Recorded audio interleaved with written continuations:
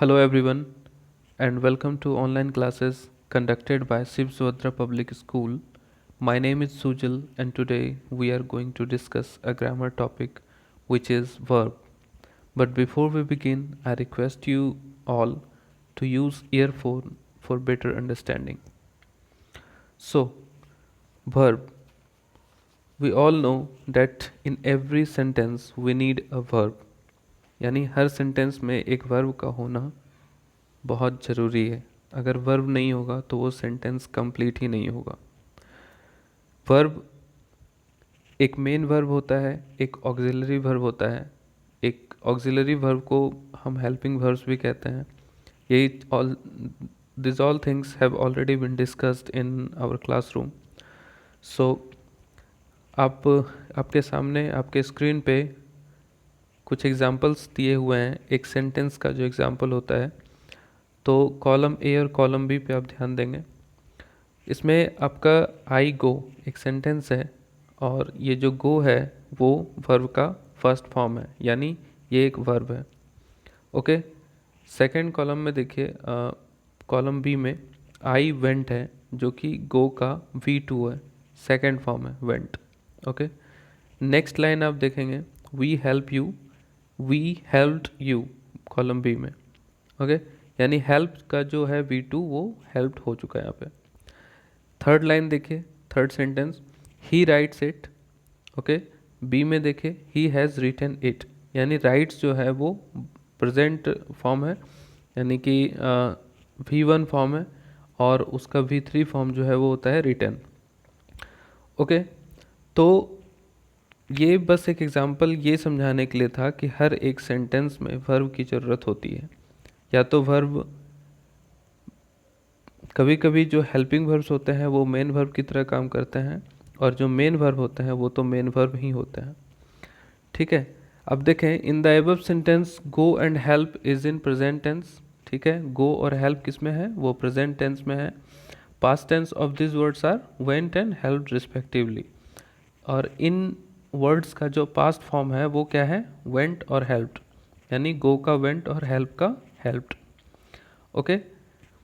On the other hand, writes is in present tense and its past participle is written. Writes जो है वो present tense में है और इसका past participle form यानी कि V3 form जो है होता है वो written. So according to the above examples, we can say that the word which has past tense form or past participle form is called verb. तो following examples के through हम ये कह सकते हैं कि verb जिसका पास्ट फॉर्म होता है और पास्ट पार्टिसिपल फॉर्म होता है, ऐसा वर्ड जिसके पास्ट फॉर्म या पास्ट पार्टिसिपल फॉर्म होते हैं वो क्या होते हैं? वर्ब्स होता है. ओके. अब देखो kinds of verbs. Kinds of verbs में आप देखें, there are two types of verbs. दो तरह के वर्ब्स होते हैं जिसको हम एक फुल वर्ब्स और ऑक्सिलरी वर्ब्स के रूप में जानते हैं.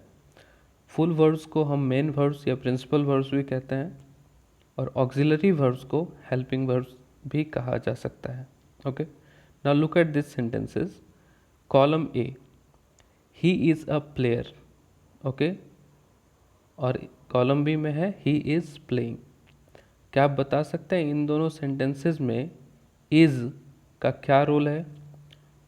कॉलम ए में इज़ एक मेन वर्ब के रूप में है या हेल्पिंग वर्ब के रूप में है, और कॉलम बी में हेल्पिंग वर्ब है इज़ या मेन वर्ब है. देखो, जब एक सेंटेंस में मेन वर्ब के रूप में कुछ ना हो तो is, am, are, was, were, ये जो हेल्पिंग वर्ब्स हैं जिनको प्राइमरी वर्ब्स भी कहा जाता है, ओके, प्राइमरी ऑक्सिलरी वर्ब्स भी कहा जाता है, ये मेन वर्ब्स की तरह भी यूज़ होते हैं. जैसे कि सेंटेंस 1 में ही इज़ अ प्लेयर. ठीक है. यहाँ पे कोई भी मेन वर्ब नहीं है. ओके. इसलिए इज़ जो कि हमारा हेल्पिंग वर्ब है वो मेन वर्ब की तरह काम कर रहा है. ओके. सेकेंड लाइन में भी देखो, आई एम अ मैन. इसमें कोई मेन वर्ब नहीं है, इसलिए जो हेल्पिंग वर्ब हमारा एम है वो मेन वर्ब की तरह काम कर रहा है. थर्ड लाइन में हैव मेन वर्ब की तरह काम कर रहा है. फोर्थ में डू, ये भी यू डू इट में डू मेन वर्ब की तरह काम कर रहा है। सी डिड इट, ओके, यहाँ भी डिड जो है वो मेन वर्ब की तरह काम कर रहा है। Okay okay. अब कॉलम बी में देखो, कॉलम बी में ही इज़ प्लेइंग। प्लेइंग हम सभी जानते हैं कि प्लेइंग जो है वो प्ले का V4 है, यानी प्ले, प्लेड, प्लेड, प्लेइंग होता है ना। तो यानी ये वर्ब जो है, ये प्लेइंग जो है यहाँ पे हमारा वर्ब का काम कर रहा है, यानी ये V4 है और ये मेन वर्ब है। ओके, और मेन वर्ब के जस्ट पहले इज़ है, यानी कि ये हेल्प कर रहा है इस वर्ब प्ले को बताने के लिए कि यह काम हो रहा है, काम हो चुका है, यानी कि टेंस बता रहा है वर्ब का, यानी सेंटेंस का ये टेंस बता रहा है कि किस समय यह काम हो रहा है या हुआ है। ओके, तो जैसा कि कॉलम बी में है ही इज़ प्लेइंग, इसका मतलब है कि काम अभी हो रहा है, और ये इज़ जो है बस हेल्पिंग वर्ब की तरह मेन वर्ब को सपोर्ट कर रहा है। ओके, सेकेंड लाइन में देखो I am coming. Okay, I am coming, तो यहाँ कमिंग जो है हमारा मेन वर्ब है और कम का ये V4 है ना। कम, केम, कम, कमिंग होता है ना, तो वही है, ये कमिंग जो है वो V4 है और कमिंग के जस्ट पहले एम है, इसलिए ये एक हेल्पिंग वर्ब की तरह यूज़ हुआ यहाँ पे एम। थर्ड लाइन में देखो I have driven my car, यहाँ पे मेन वर्ब कौन सा है आइडेंटिफाई करो। यस राइट, यहाँ पे ड्राइव जो है वो मेन वर्ब है, driven, driven, drive, drove, driven होता है ना, ड्राइव, ड्रोव, ड्रिवन। तो ड्राइव वर्ब का फर्स्ट फॉर्म है, ड्रोव सेकंड फॉर्म है, ड्रिवन थर्ड फॉर्म होता है। और ये जो, क्योंकि ये मेन वर्ब है ड्रिवन और इसके जस्ट पहले हैव है, इट मीन्स हैव जो है वो हेल्पिंग वर्ब की तरह काम कर रहा है। You do not read. Okay, अब देखो ये एक निगेटिव सेंटेंस है ना, निगेटिव सेंटेंस है और रीड जो है वो हमारा वर्ब है। रीड, रेड, रेड होता है।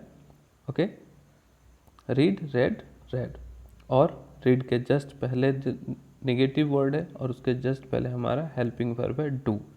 Okay, did you know the answer, देखो यहाँ पे मेन वर्ब कौन सा आइडेंटिफाई करो जरा। Okay, yes, no, KNOW, no, no, new, known होता है ना।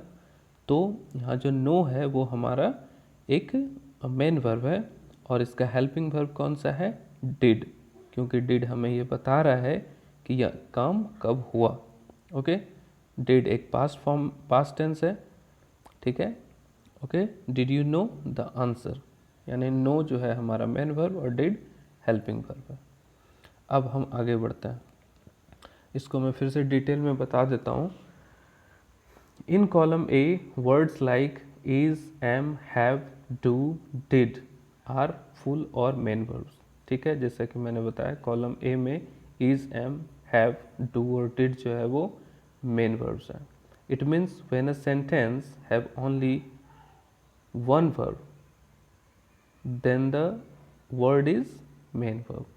एक सेंटेंस में जब हमारे पास एक ही वर्ब हो, ठीक है, तो वो हमारा मेन वर्ब ही होता है। In column B is, am, have, do, did are not main verbs. Is, am, have, do, did main verbs नहीं है कॉलम बी में। These are helping verbs and these verbs are helping the main verbs like play, come, drive, read, know.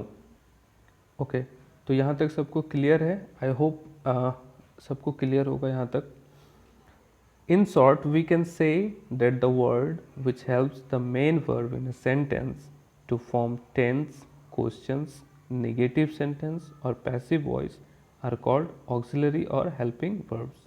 Okay? हम short में यह कह सकते हैं कि ऐसे वर्ड्स जो मेन वर्ब्स को हेल्प करते हैं, ठीक है, मेन वर्ब्स को हेल्प करते हैं एक सेंटेंस में, किस लिए, किस तरह से हेल्प करते हैं, टेंस बताने के लिए, क्वेश्चंस बताने के लिए, निगेटिव सेंटेंस बताने के लिए, या पैसिव वॉइस बताने के लिए ऐसे वर्ड्स को हम ऑक्सिलरी वर्ब्स कहते हैं या हेल्पिंग वर्ब्स कहते हैं। ओके, नीचे देखो काइंड्स ऑफ ऑक्सिलरी वर्ब्स, कितने तरह के ऑक्सिलरी वर्ब्स होते हैं, अब हम इसके बारे में जानेंगे। ठीक है, यहाँ से बहुत ध्यान देने की ज़रूरत है, आप लोगों को ध्यान से पढ़ें और हो सके तो आप नोट्स बना लें।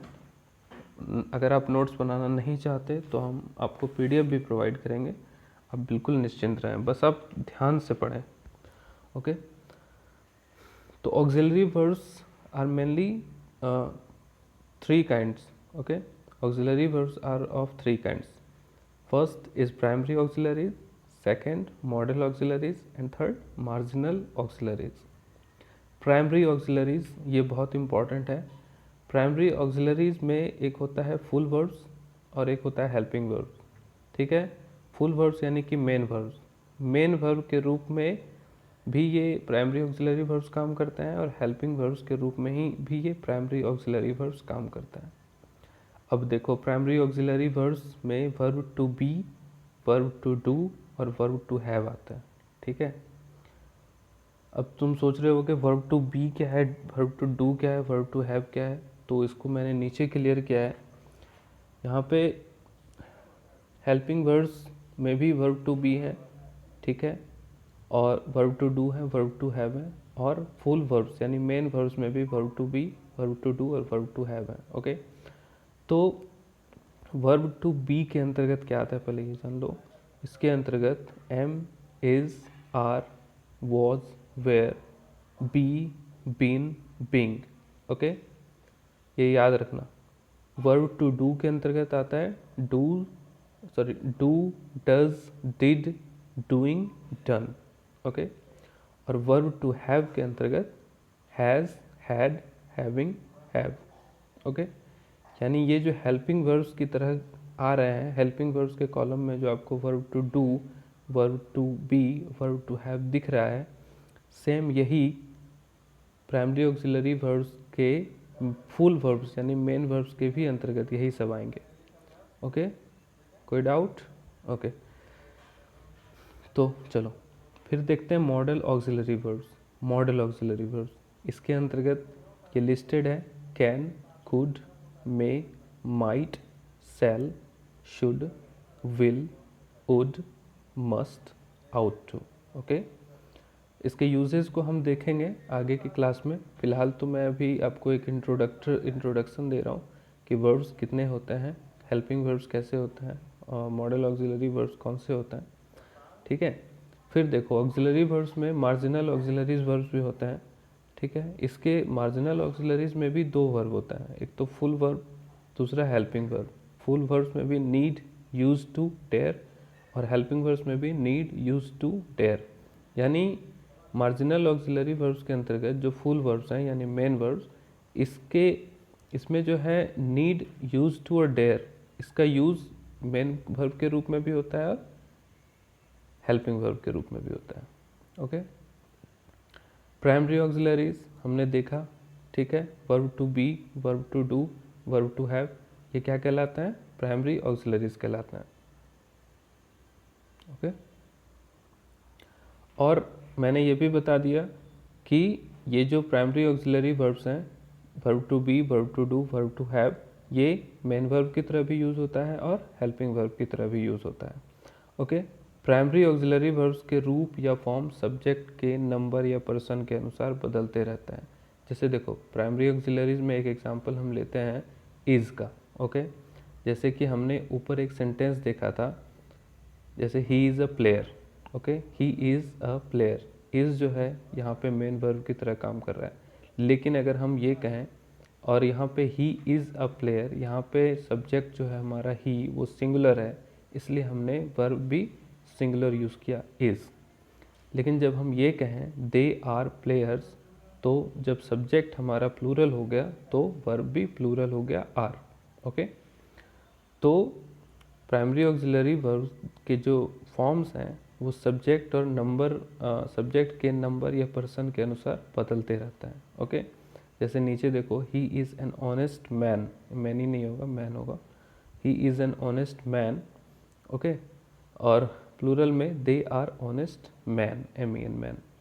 तो देखो सब्जेक्ट वर्ब जो है वो सब्जेक्ट के नंबर के अनुसार चेंज हो गया, ओके।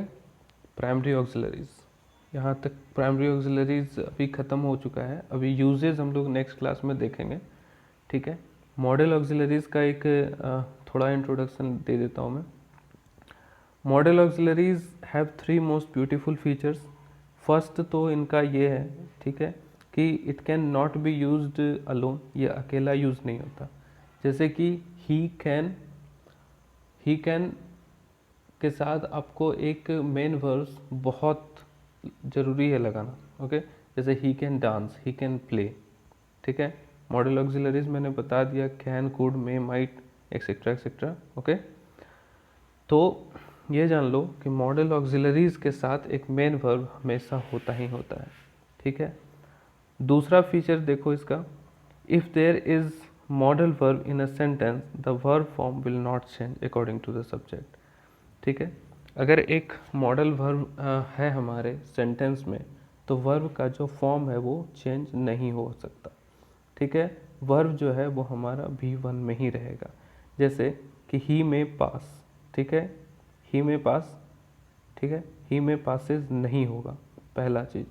और दे में पास द एग्जामिनेशन, ठीक है, दे में पास द एग्जामिनेशन, इस तरह से भी कह सकते हैं। मॉडल ऑक्सिलरीज में इन्फिनेटिव या पार्टिसिपल फॉर्म नहीं होते। इन्फिनेटिव्स को मैंने ऑलरेडी डिस्कस किया है क्लास में कि जब किसी वर्ब के साथ टू, यानी कि वर्ब के पहले टू लगे, जैसे to play, to dance, to eat, तो ये सब इन्फिनेटिव्स के एग्जांपल्स हैं, ओके। और इन्फिनेटिव्स मॉडल वर्ब्स के साथ यूज़ नहीं होता।